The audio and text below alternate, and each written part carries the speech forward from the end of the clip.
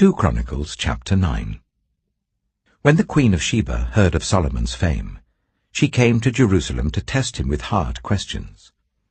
Arriving with a very great caravan, with camels carrying spices, large quantities of gold and precious stones, she came to Solomon and talked with him about all she had on her mind. Solomon answered all her questions. Nothing was too hard for him to explain to her. When the Queen of Sheba saw the wisdom of Solomon, as well as the palace he had built, the food on his table, the seating of his officials, the attending servants in their robes, the cupbearers in their robes, and the burnt offerings he made at the temple of the Lord, she was overwhelmed.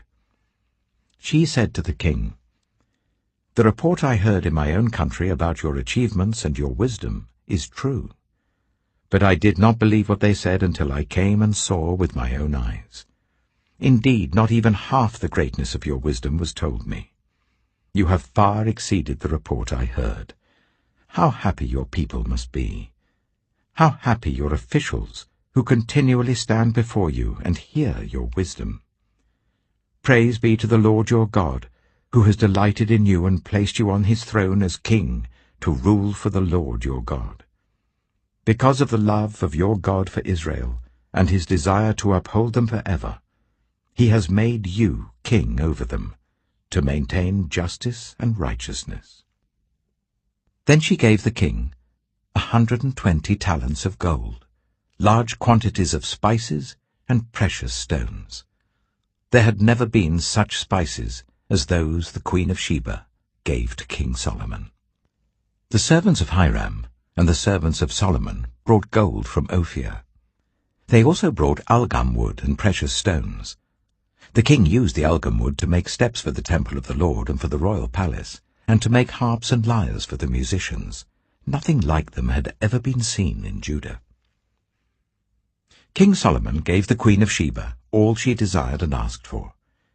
He gave her more than she had brought to him. Then she left and returned with her retinue to her own country.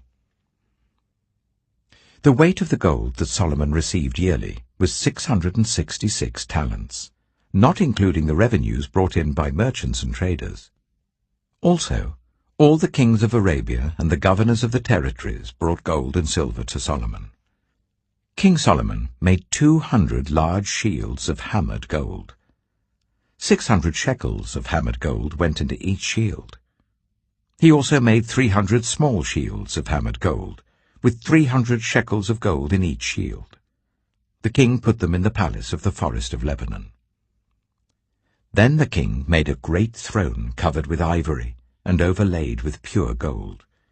The throne had 6 steps, and a footstool of gold was attached to it. On both sides of the seat were armrests, with a lion standing beside each of them. 12 lions stood on the 6 steps, one at either end of each step. Nothing like it had ever been made for any other kingdom. All King Solomon's goblets were gold, and all the household articles in the palace of the forest of Lebanon were pure gold. Nothing was made of silver, because silver was considered of little value in Solomon's day. The king had a fleet of trading ships, manned by Hiram's servants. Once every 3 years it returned, carrying gold, silver, and ivory, and apes and baboons. King Solomon was greater in riches and wisdom than all the other kings of the earth. All the kings of the earth sought audience with Solomon to hear the wisdom God had put in his heart. Year after year, everyone who came brought a gift, articles of silver and gold, and robes, weapons, and spices, and horses and mules. Solomon had 4,000 stalls for horses and chariots, and 12,000 horses, which he kept in the chariot cities, and also with him in Jerusalem. He ruled over all the kings from the river Euphrates to the land of the Philistines, as far as the border of Egypt.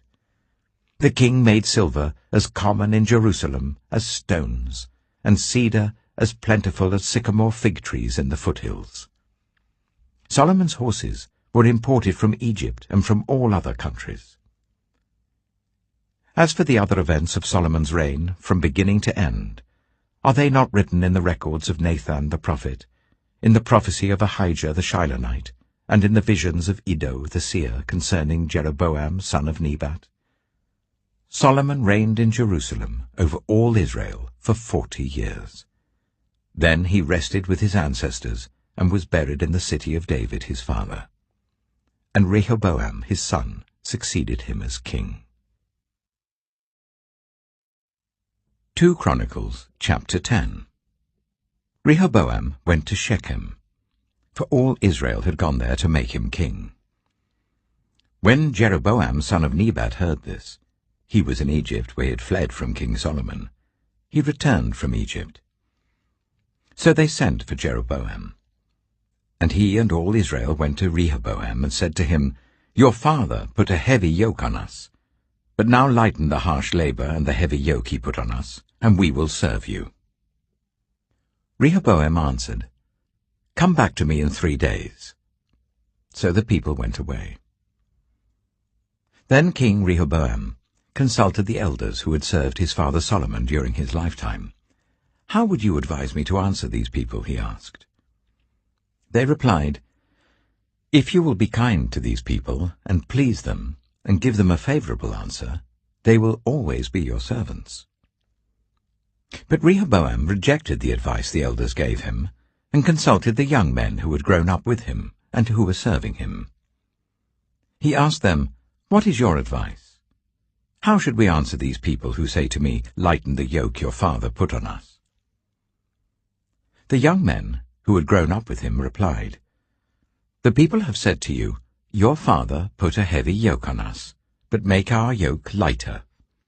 Now tell them, My little finger is thicker than my father's waist. My father laid on you a heavy yoke. I will make it even heavier. My father scourged you with whips. I will scourge you with scorpions. 3 days later, Jeroboam and all the people returned to Rehoboam, as the king had said, Come back to me in 3 days. The king answered them harshly, rejecting the advice of the elders. He followed the advice of the young men and said, My father made your yoke heavy. I will make it even heavier. My father scourged you with whips. I will scourge you with scorpions. So the king did not listen to the people, for this turn of events was from God, to fulfill the word that the Lord had spoken to Jeroboam son of Nebat through Ahijah the Shilonite. When all Israel saw that the king refused to listen to them, they answered the king, What share do we have in David? What part in Jesse's son? To your tents, Israel. Look after your own house, David. So all the Israelites went home. But as for the Israelites who were living in the towns of Judah, Rehoboam still ruled over them. King Rehoboam sent out Adoniram, who was in charge of forced labor. But the Israelites stoned him to death. King Rehoboam, however, managed to get into his chariot and escape to Jerusalem. So Israel has been in rebellion against the house of David to this day. 2 Chronicles chapter 11. When Rehoboam arrived in Jerusalem, he mustered Judah and Benjamin, 180,000 able young men, to go to war against Israel and to regain the kingdom for Rehoboam. But this word of the Lord came to Shemaiah the man of God. Say to Rehoboam son of Solomon king of Judah, and to all Israel in Judah and Benjamin, This is what the Lord says. Do not go up to fight against your fellow Israelites. Go home, every one of you, for this is my doing. So they obeyed the words of the Lord, and turned back from marching against Jeroboam.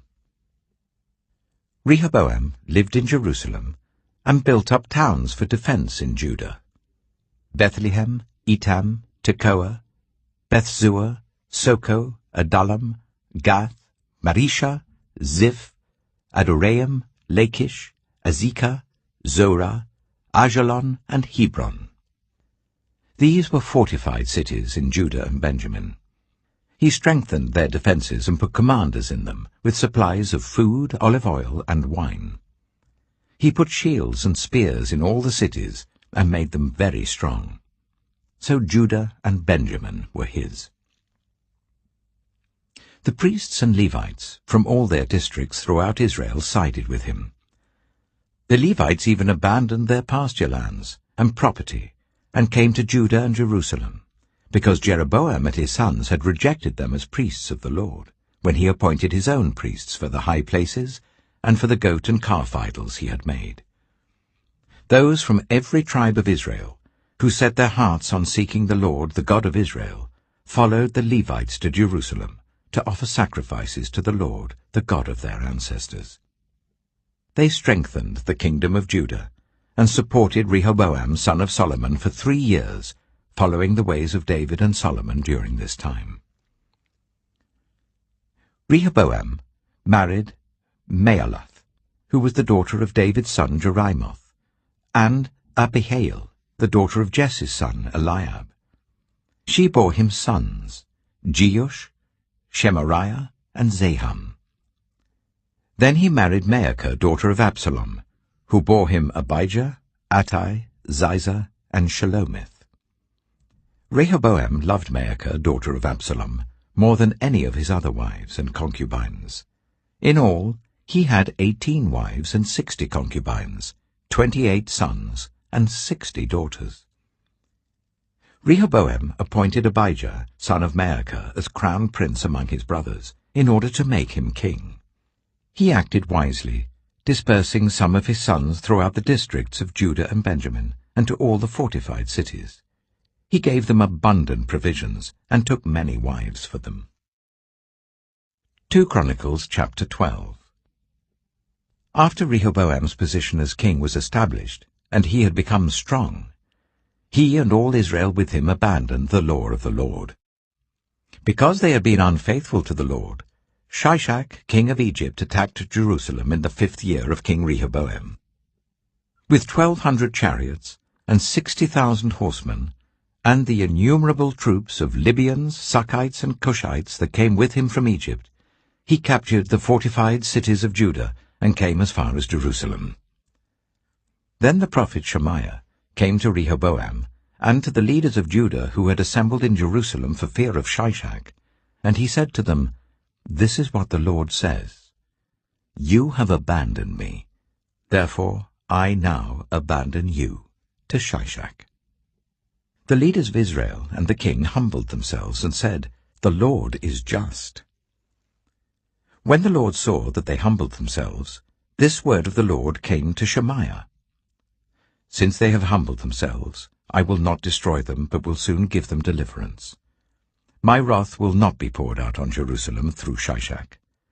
They will, however, become subject to him, so that they may learn the difference between serving me and serving the kings of other lands." When Shishak, king of Egypt, attacked Jerusalem, he carried off the treasures of the temple of the Lord and the treasures of the royal palace. He took everything, including the gold shields that Solomon had made. So King Rehoboam made bronze shields to replace them, and assigned these to the commanders of the guard on duty at the entrance to the royal palace. Whenever the king went to the Lord's temple, the guards went with him bearing the shields, and afterwards they returned them to the guard-room. Because Rehoboam humbled himself, the Lord's anger turned from him, and he was not totally destroyed. Indeed, there was some good in Judah. King Rehoboam established himself firmly in Jerusalem and continued as king. He was 41 years old when he became king, and he reigned for 17 years in Jerusalem, the city the Lord had chosen out of all the tribes of Israel in which to put his name. His mother's name was Naamah. She was an Ammonite. He did evil because he had not set his heart on seeking the Lord. As for the events of Rehoboam's reign from beginning to end, are they not written in the records of Shemaiah the prophet and of Iddo the seer that deal with the genealogies? There was continual warfare between Rehoboam and Jeroboam. Rehoboam rested with his ancestors and was buried in the city of David, and Abijah his son succeeded him as king.